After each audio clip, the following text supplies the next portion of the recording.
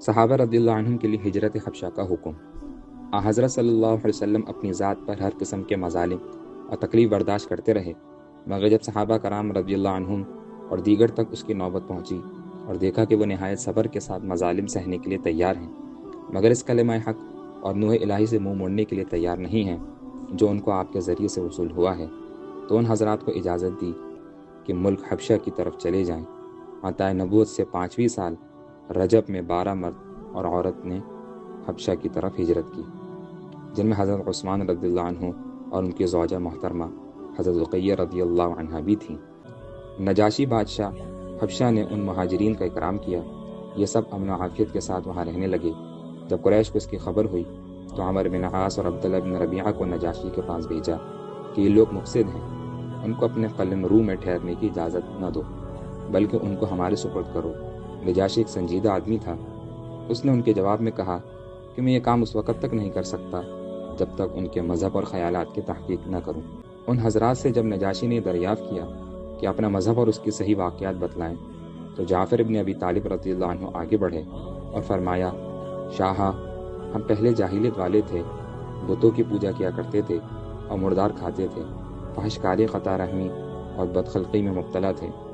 ہمارا قوی ضعیف کو کھا جاتا تھا، یہاں تک کہ اللہ تعالیٰ نے ہماری طرف ایک رسول بھیجا جو ہمارے ہی کنبے سے ہے۔ ہم ان کے حسب نسب اور سچائی، امانت اور عفت کو خوب جانتے ہیں، اور انہوں نے ہمیں اس کی دعوت دی کہ اللہ کو ایک سمجھیں اور اس کے ساتھ کسی کو صحیح و شریک نہ جانیں، اور بت پرستی چھوڑ دیں، سچ بولیں، عزیز و قارب کے ساتھ صلہ رحمی کریں، پڑوسیوں کے ساتھ اچھا سلوک کریں، اور محرمات سے منع فرمایا، اور خون بہانے اور جھوٹ بولنے اور یتیم کا مال کھانے سے روکا، اور ہمیں نماز، روزہ، زکوٰۃ اور حج کا حکم فرمایا۔ ہم نے جب یہ سنا تو اس پر ایمان لے آئے۔ نجاشی یہ سن کر متاثر ہوا، قریش کے دونوں قاصدوں کو واپس کر دیا اور خود مسلمان ہو گیا۔ مہاجرین تقریباً 3 مہینے وہاں امن و عافیت کے ساتھ قیام کر کے واپس آ گئے۔ اس وقت حضرت فاروق اعظم رضی اللہ عنہ بھی حضرت صلی اللہ علیہ وسلم کی دعا کی برکت سے مشرف و اسلام ہو گئے۔ اس وقت مسلمانوں کی مردم شماری 40 مرد اور 11 عورتوں سے زائد نہ تھی۔ حضرت عمر رضی اللہ عنہ کے داخل اسلام ہونے سے مسلمانوں کو ایک قسم کی شوقت حاصل ہوئی، اور لوگ جو دلائل واضح کے ذریعے سے اسلام ظاہر نہ کرتے تھے اب اعلان اسلام میں داخل ہونے لگے۔ اس طرح قبائل عرب میں اسلام پھیلتا اور ترقی کرتا رہا۔ جب قریش نے دیکھا کہ رسول اللہ صلی اللہ علیہ وسلم اور آپ کے صحابہ کی عزت روز بروز ترقی کرتی جا رہی ہے، اور بادشاہ حبشہ نے بھی مسلمانوں کا احترام کیا، تو انہیں اپنا انجام نظر آنے لگا۔ تمام قریش نے یہ طے کیا کہ بنی عبد المطلب اور بنی ہاشم سے مطالبہ کیا جائے کہ وہ اپنے بھتیجے کو ہمارے سپرد کر دیں۔ قریش کہنے لگے، ورنہ ہم بنی عبد المطلب اور بنی ہاشم سے قطع تعلق کر لیں گے، مگر بنی عبد المطلب نے اس کو منظور نہ کیا، تو با اتفاق رائے نامہ لکھا گیا کہ بنی عبد المطلب سے بالکل مقاطعہ کیا جائے، رشتے ناطے، نکاح بیاہ، خرید و فروخت سب بند کر دیے جائیں، اور عہد نامہ بیت اللہ کے اندر معلق کر دیا گیا۔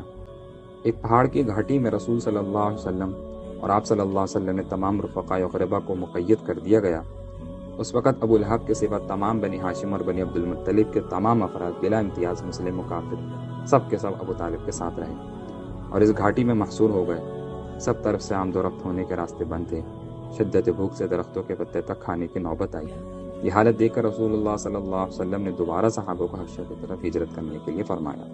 اس مرتبہ ایک بڑے قافلے نے حبشہ کی طرف ہجرت کی، جس کی تعداد 83 مرد اور عورتیں بیان کی جاتی ہیں، اور پھر ان کے ساتھ یمن کے مسلمان بھی مل گئے، جن میں ابو موسیٰ اشعری اور ان کی قوم بھی تھی۔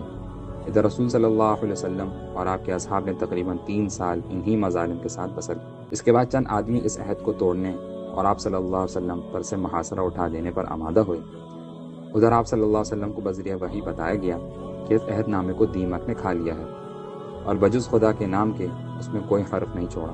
آپ صلی اللہ علیہ وسلم نے لوگوں سے بیان کیا، دیکھا تو ٹھیک اسی طرح نکلا جیسا کہ آپ صلی اللہ علیہ وسلم نے بیان فرمایا تھا۔ الغرض آپ سے محاصرہ اٹھا لیا۔